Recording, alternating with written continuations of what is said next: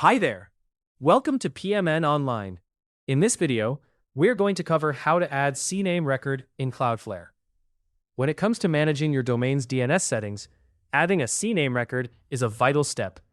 It helps in directing web traffic efficiently and ensures that your domain operates smoothly. Today, we'll guide you through this process step by step, making sure you can make the most of Cloudflare's capabilities and enhance your domain management skills. First things first, you'll need to log into your Cloudflare account. Once you're in, the next crucial step is to select the specific domain you wish to work with. This is important because Cloudflare allows you to handle multiple domains from a single account. Ensuring you're making changes to the correct domain is key to avoiding any misconfigurations. After selecting the domain, navigate to the DNS section. You can find this by locating the tab labeled DNS on your dashboard. Once there, you'll enter the area where you can manage your DNS records.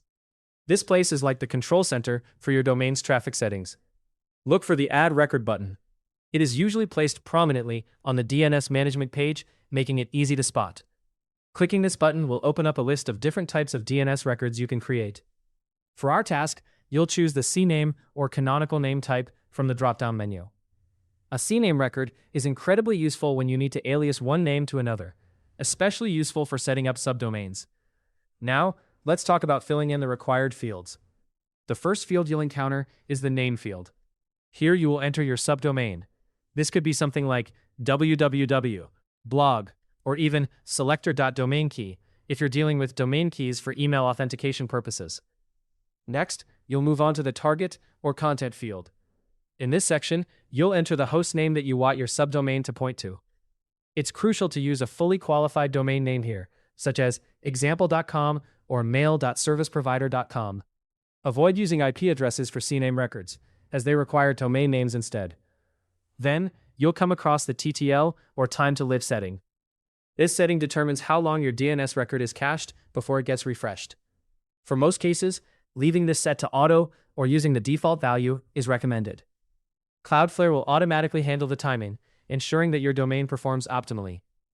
You'll also have to decide on the proxy status. If you need your record to function without Cloudflare's proxy, perhaps for DKIM verification tokens or certain SaaS integrations, select the DNS-only option, shown by a gray cloud.